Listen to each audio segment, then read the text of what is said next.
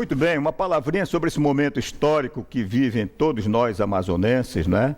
Ontem, finalmente, o Senado Federal aprovou por unanimidade, né? Unanimidade absoluta, a prorrogação da Zona Franca de Manaus por mais 50 anos, né?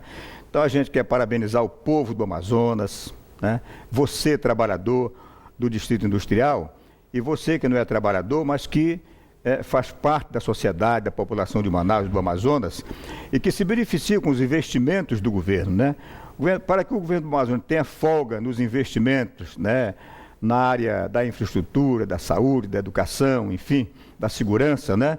Isso aí tudo é graças a tudo aquilo que arrecada, né? Em termos de impostos, o Estado, do que produzem as empresas do Distrito Industrial. Portanto, na verdade, estão de parabéns todas as lideranças políticas do Estado, não vou nem citar nomes, né? Porque, na verdade, todas, né? Já na justa proporção do seu prestígio político e do seu peso, né? de prestígio político, participaram e deram a sua contribuição, tá certo? Governador, desde o ex-governador Omar Aziz, que atuou, né, com muita eficiência quando da votação ainda na Câmara Federal, ele ainda estava no exercício do governo, é bom que não se esqueça disso, né? O atual governador José Melo, o prefeito Arthur Neto, usando de todo o seu prestígio como ex-senador e grande senador, né, que foi para o Brasil, muita respeitabilidade no Senado Federal, né? O senador Eduardo Braga, que é o líder do governo Dilma, e é bom que não se deixe de dizer o seguinte, né? Na verdade, houve assim, tem havido muito interesse do governo federal, e principalmente nas últimas, na penúltima e nesta prorrogação de agora, com a Zona Franca de Manaus, né? Por entender que a Zona Franca de Manaus não é um apêndice, né? Antes era considerada assim. Hoje ela tem um peso extraordinário, um peso substancial na arrecadação do país. Então, hoje, prorrogar, manter viva, manter ativa a Zona Franca de Manaus, na verdade, não é favor nenhum aos amazonenses, né? Na verdade, é fazer bem ao Brasil, pelo peso que tem esse polo industrial no processo de arrecadação do país, para a balança comercial do país. Agora, é importante que a gente diga o seguinte: é importante que nós saibamos, nós amazonenses, detentores desse patrimônio extraordinário, que na verdade é o principal, é o grande sustentáculo econômico da região, para que tenhamos cuidado e tomemos precauções daqui para frente. O prazo é longo, né? É longo. Temos aí mais 59 anos pela frente, porque 50 anos de prorrogação conta a partir de 2023, que é quando termina esta prorrogação que nós estamos vivendo, tá certo? Se fosse contar a partir de hoje, nós teremos a partir de hoje até 2073, né? Nós teremos, na verdade, 59 anos a mais de sobrevivência. Então é importante que cuidemos bem desse projeto, né? Cuidando de investimentos novos em termos de tecnologia, para garantir a competitividade dos produtos. A gente sabe que os tigres asiáticos, né, pelo que escravizam a mão de obra e pelo que aplicam em investimento em tecnologia, eles hoje estão com preços assim super competitivos que representam um perigo para todo mundo. Os países que cumprem as regras trabalhistas, né, direitinho, vêm perdendo poder de competitividade com os produtos, né, asiáticos. Então, é importante que haja mais investimento em novas tecnologias, na questão da logística, que se corrija um bocado de coisa que a gente sabe que precisa ser corrigida, para que o que é produzido, o que vem a ser produzido, porque agora novas empresas virão também para Manaus, né, no Distrito Industrial, sejam produtos que tenham sempre competitividade.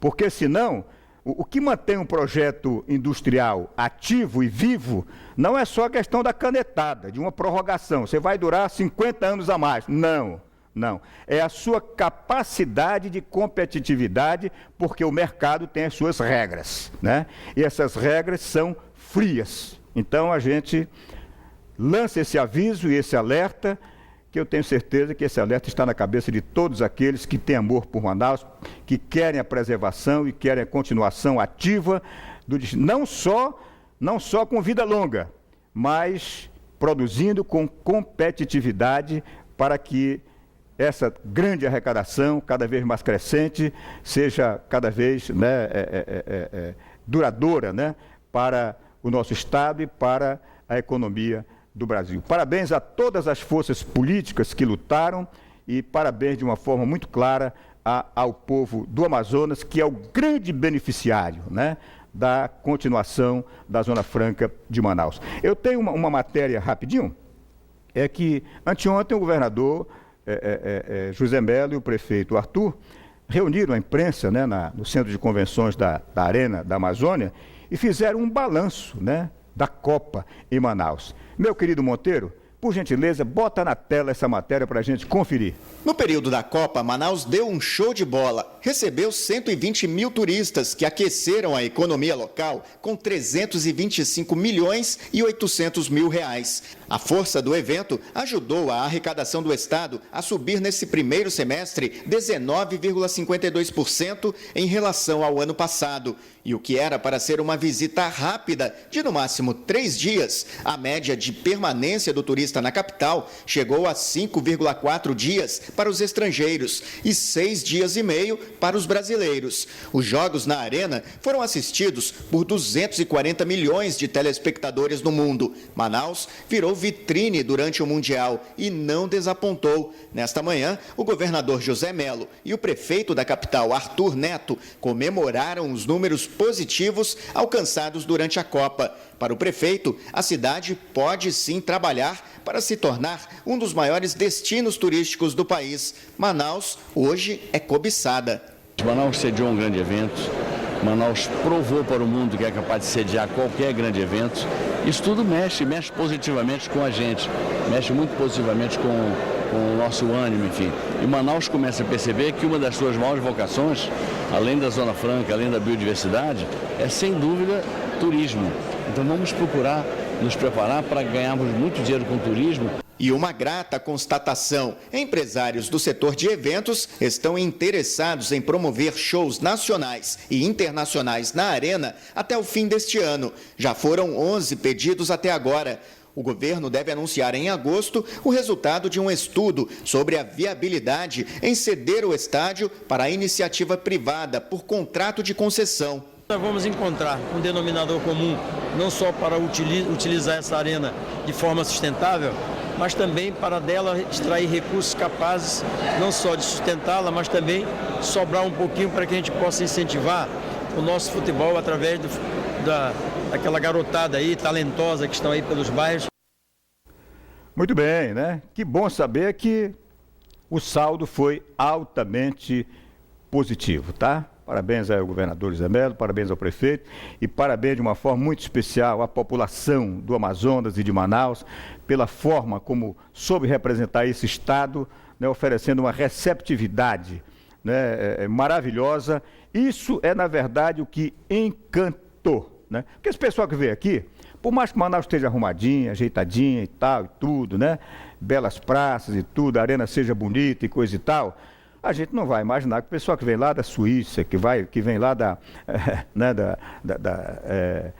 dos Estados Unidos, né, de Portugal, né, esse pessoal da Inglaterra, né, esse pessoal está acostumado a conviver com lugares bonitos, cidades bonitas, né, pessoal da Croácia, da Suíça e tal, né? Então, na verdade, por mais que Manaus seja bela, né, mas não se torna assim aquela novidade, né? Aquela novidade.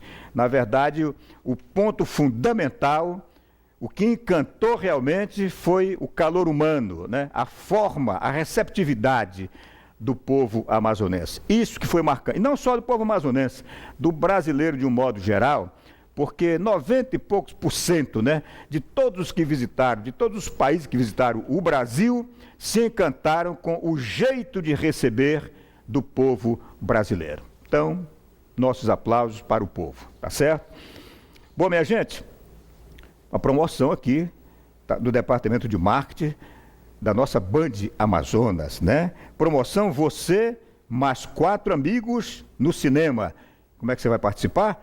Da seguinte maneira: Olha só que promoção sensacional que a Band trouxe para você. Dia 20 de julho é dia do amigo, sabia? Você, meu amigo de fé. É verdade. Dia 20 de julho, dia do amigo. Domingo que vem.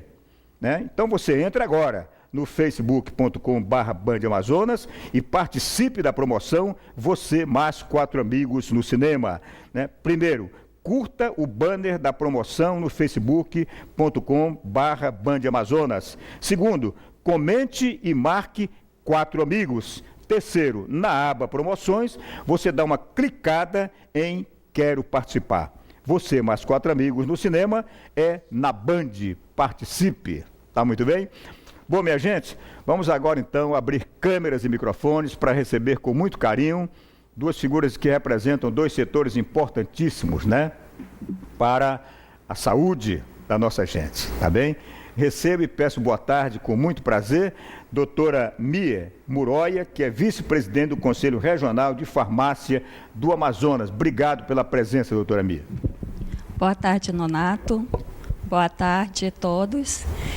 Inicialmente, gostaria de agradecer o convite realizado por vocês. Muito legal. Boa tarde dele que também é farmacêutico, tá? Dr. Fábio Markendorf, que é fiscal da Visa Manaus. Obrigado pela presença. Boa tarde, Fábio. Boa tarde, Donato. Obrigado pelo convite. Muito legal. Bom, doutora Mia, o Conselho Regional de Farmácia do Amazonas, em parceria, né, conjuntamente com a Visa Manaus, empreende de vez em quando essas fiscalizações, essas blitz, né, as farmácias, as drogarias de Manaus. E na última blitz, do último dia 15, chegaram até a fechar e a lacrar aí, me parece que aí umas 4 farmácias, não é? Eu queria começar assim da seguinte maneira. Quais os deveres que as drogarias, que as farmácias têm, né, na sua forma de funcionar para com o Conselho Regional de Farmácia do Amazonas? Bom, Nonato, o primeiro item seria ter a inscrição no Conselho Regional de Farmácia. Farmácia e drogaria nenhuma pode funcionar sem estar inscrita no Conselho Regional. Exatamente. Pois não.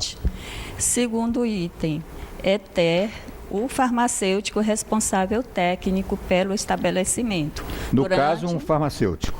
No caso do medicamento, no caso de distribuidoras, drogarias, farmácias, é exigido assistência plena, ou seja, farmacêutico durante todo o horário de funcionamento do estabelecimento. Uma drogaria pode vender pode comprar e vender um determinado medicamento sem o consentimento, sem a liberação, sem a autorização do Conselho Regional de Medicina, doutora Mia? Do Conselho Regional. Perdão, de farmácia, perdão. É assim, o estabelecimento para adquirir medicamento nas distribuidoras deve ter o seu CNPJ, tem que ter a certidão de regularidade do Conselho, tem que ter o alvará de funcionamento expedido pela vigilância. Se não tiver, a distribuidora não pode vender, comercializar os medicamentos. Correto. Volto já com a senhora, tá bem? Deixa eu continuar aqui o bate-bola com o nosso querido Fábio. Fábio, é um prazer ter você com a gente, né? Bom, a Visa Manaus funciona como um órgão regulador, não é, Fábio? Correto. Né? Nos fale um pouquinho, antes de mais nada, assim, das atribuições da Visa Manaus, nessa questão da fiscalização, da regulamentação. A Visa Manaus, ela não opera somente em drogarias, né? A vigilância sanitária, Isso. ela atende tudo que seja interesse à saúde humana.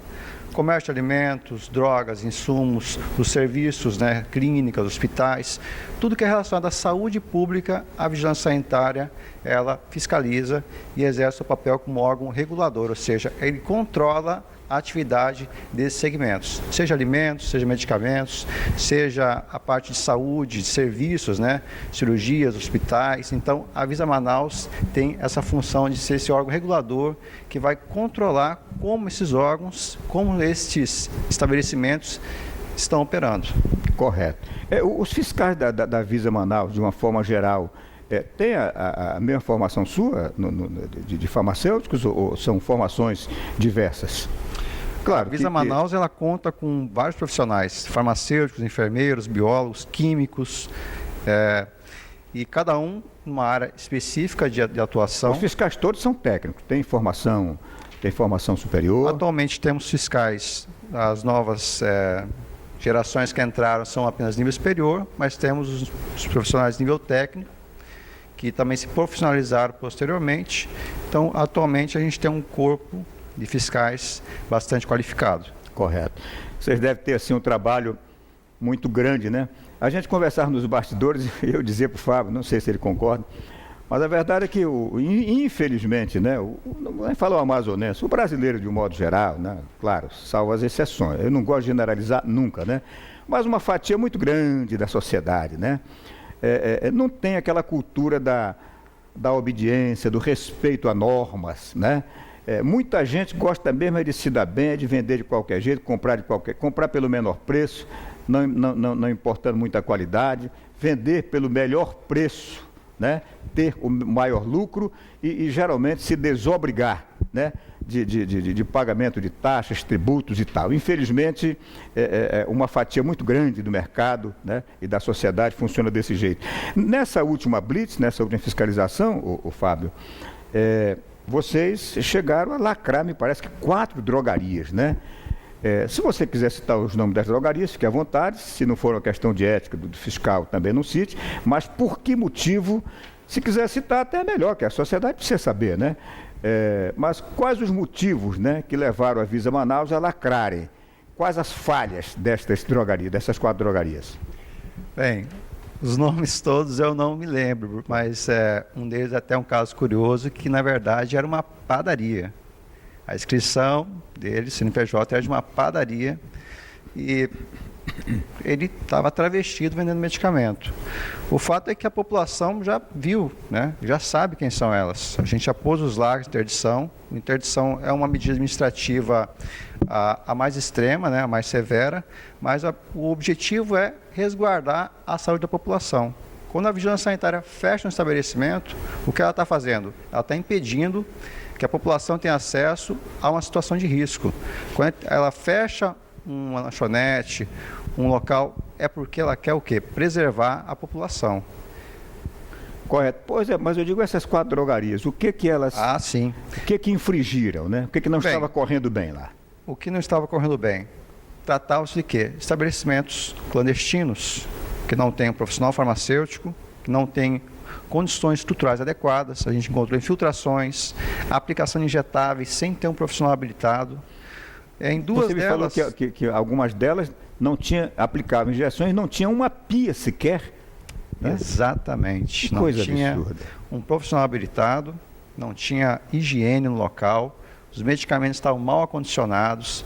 Então, o risco de um suposto cliente ir lá, receber uma injeção e ter uma lesão, um agravo do seu quadro é muito grande. Uma lesão pode levar até a perda no membro, necrose, perda muscular, agravo, dor, enfim. A população vai ali buscando o alívio de uma situação. E acontece o quê? Vai ocorrer um agravo, porque o local não é adequado. E além da questão dos serviços não permitidos, não licenciados, a gente observa também outros cuidados que não ocorrem devido à falta do profissional habilitado.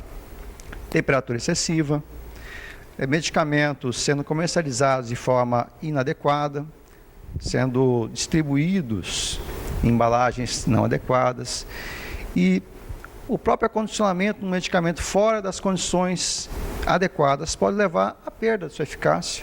O medicamento não vai ter efeito nenhum, ou pode ter um efeito indesejado. E pelo simples fato de que uma pessoa que toma medicamento, ela busca o quê? Restabelecer a saúde. E se esse medicamento não tem efeito, vai ter um agravo no quadro. Então, correto. A drogaria não é um comércio apenas. A drogaria é um estabelecimento de saúde. As pessoas têm o hábito de achar que ali é um local que você vai comprar saúde. Não. Drogaria é um posto avançado de saúde. Na forma que o farmacêutico é o profissional que vai estar lá para orientar. Não só o consumidor que vai lá com a receita na mão, lista, você tem que tomar assim, dessa maneira. tome cuidado com isso, se sentir alguma reação adversa, fale conosco. Esse profissional também vai orientar como devem ser os procedimentos. Questão da manutenção dos medicamentos, alguns têm restrição de temperatura, como deve ser a própria estrutura do local, não pode haver infiltrações, tem que estar ao abrigo do sol. São tão coisas elementares, mas que a gente flagranteia no dia a dia. A gente observa nessas fiscalizações, nesses estabelecimentos interditados, haviam infrações que levaram o quê? À interdição. Perfeitamente. Doutora Mir, como farmacêutica, né? Essa questão das condições de acondicionamento, né? E da temperatura, né? Na verdade, altera efetivamente, né? a qualidade do medicamento, não? Sim, principalmente na nossa região, que tem uma temperatura elevada, umidade alta, então isso favorece a degradação dos medicamentos. E em muitos estabelecimentos, essa qualidade, esse controle do ambiente não existe. Então, nós poderíamos facilmente encontrar produtos que talvez não esteja mais em condições adequadas de uso, já até apresentado degradação, já até algumas substâncias que possivelmente possam se tornar tóxicos para a saúde, né? E, portanto, é necessário manter a qualidade desses estabelecimentos. Perfeitamente. Não é porque é na periferia, lá não vai ter outra opção, mas a população merece um estabelecimento de qualidade, que possa realmente estar trazendo saúde, proporcionando alívio dos seus sintomas, né, e que possa realmente ajudar a população. Muito bem. Tá legal. Nós vamos para um breve intervalo e a gente volta já, não saia daí não. Prestigie os nossos anunciantes, porque eles é que seguram as pontas e mantêm a gente no ar aqui na nossa Band Amazonas, tá bem? A gente volta já. Perfeitamente. Estamos aqui conversando, né? Conversando.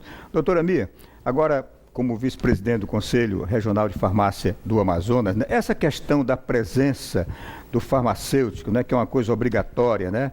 Dentro da drogaria, dando o seu expediente e tudo mais, né? Isso é uma coisa que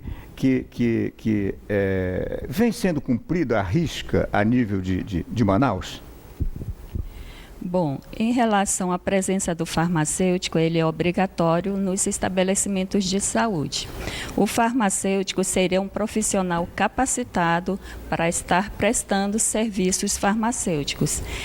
Que tipo de serviços farmacêuticos seriam esses? Por exemplo, o acompanhamento farmacoterapêutico. Se é um paciente que faz o uso de medicamento de uso contínuo, tipo hipertensão, diabetes, o farmacêutico ele pode estar acompanhando o tratamento desse cliente na drogaria, oferecendo serviços.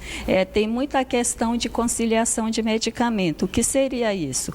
Um paciente nessas condições de doenças crônicas, muitas vezes eles procuram vários profissionais médicos, né? É endocrinologista, é cardiologista, é um clínico, e muitas das vezes o usuário não sabe nem como informar quais são os medicamentos que ele já vem tomando, e, por outro lado, também acontece de não haver essa informação, né, para o prescritor, para que ele possa conciliar esse tratamento, né? E o farmacêutico, diante da posse desses receituários, ele pode verificar quais são os medicamentos que têm a mesma ação terapêutica, né? Se é um antihipertensivo, ele tem a prescrição de um antihipertensivo de um médico cardiologista, mas tem a prescrição de um antihipertensivo de um clínico geral, né? Então, ele não vai ficar tomando as duas, ele tem que conciliar, tem que haver uma comunicação entre os prescritores com o farmacêutico e definir a melhor terapia, porque pode não estar controlando e, muito pelo contrário, pode estar agravando as reações que porventura possam surgir. Correto. A senhora me dizia, doutora Mia, que Enquanto tem sempre alguns, né, que procuram não cumprir o que o Conselho realmente impõe, que é de lei cumprir, né, a presença de um farmacêutico, existem redes de drogarias e drogarias de um modo geral, até investindo em capacitação, em qualificação do seu profissional. Hoje em Manaus já existe uma rede de drogarias que está investindo nos seus farmacêuticos. Eles conseguiram um convênio com uma instituição de ensino e vão oferecer, já deve ter iniciado o curso de especialização em farmácia clínica e acompanhamento, né, farmacoterapêutico desses pacientes. Se a senhora quiser divulgar o nome dessa rede de drogaria, eu faria esse comercial gratuito, né? Até para que as demais redes de drogarias, e drogarias de um modo geral, o empresário desse setor, invistam nisso, porque isso representa respeito à saúde da população.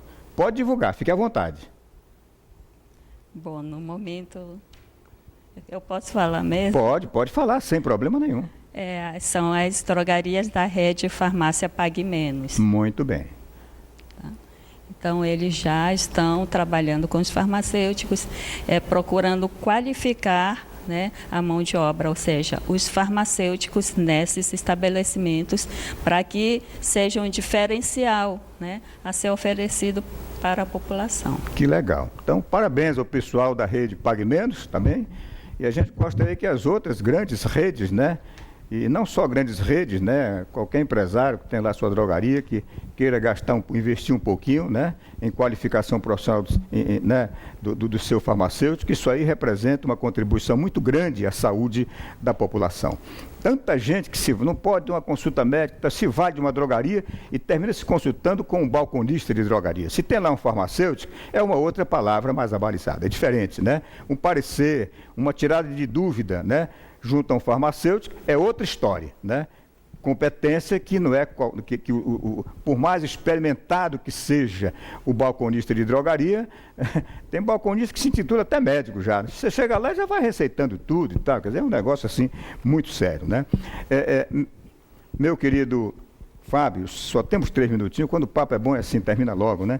Mas nos fala um pouquinho sobre que dicas assim de prevenção, de aviso você daria para a população de um modo geral, né? Não incorrer, não aceitar, não entrar numa drogaria que ele sinta que tem alguma coisa errada e tudo mais.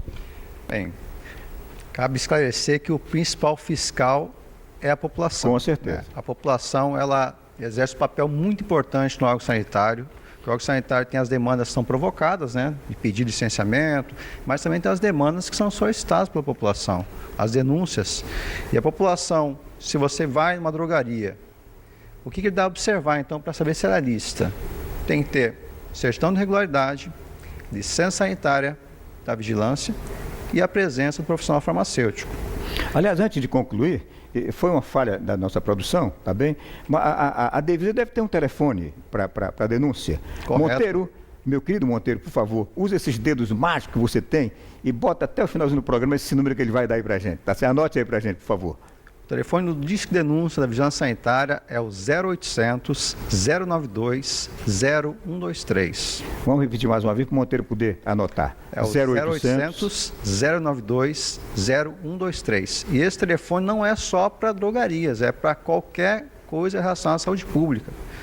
Alimentos, você encontrou um alimento estragado no supermercado, uma condição imprópria, uma clínica com infiltrações, enfim. Qualquer coisa em relação à saúde pública é denunciada pela Vigilância Vamos repetir Sanitária. mais uma vez? 0800 092 0123. 0800 092 0123. 0123. Correto. Perfeito. Agora sim, tá aí perfeito. O Monteiro nunca vi dedo tão rápido no teclado como o Monteiro. Bom, estamos então a 1 minutinho do término. Fábio, para arrematar, se faltou perguntar alguma coisa dentro do que de mais importante você teria a colocar para a população, como orientação, como informação, esteja à vontade para acrescentar. Na verdade, eu gostaria de solicitar, pedir à população que também auxilie a Visa Manaus no trabalho de fiscalização. Como ela pode fazer isso? No caso das farmácias e drogarias, é pedir sempre pela presença do profissional farmacêutico. E na ausência profissional, você já pode desconfiar que aquilo ali pode ser um estabelecimento que não está licenciado. E também agradecer a participação no programa mais uma vez, né? Esse prazer foi comunicação nosso. Muito importante, tem um alcance muito grande, e também parabenizar porque acaba contribuindo também com a saúde da população, né? Levar essas informações à população é de grande valor, e parabenizo mesmo, Nonato. Agradeço mais uma vez o convite. Nós é que agradecemos pela sua presença prestimosa. Doutora Mia, muito obrigado pela participação. Se quiser acrescentar mais alguma coisinha, esteja à vontade. Obrigada também pelo convite. E na conversa com os bastidores, o senhor falava assim: nós precisamos trabalhar a questão de educação. Eu acredito que um programa como o seu, né, vai contribuir muito em relação a essas informações, as orientações, né, que são importantes para a saúde pública. Principalmente quando conta com a presença de profissionais comprometidos com o bem comum da sociedade, como a senhora, como o Fábio. Obrigado, doutora, pela presença. Fábio, obrigado. Tá bem? A você de casa, amanhã estaremos aqui no mesmo horário, 2h20 da tarde, com você e por você no nosso Ação na TV, aqui na Band.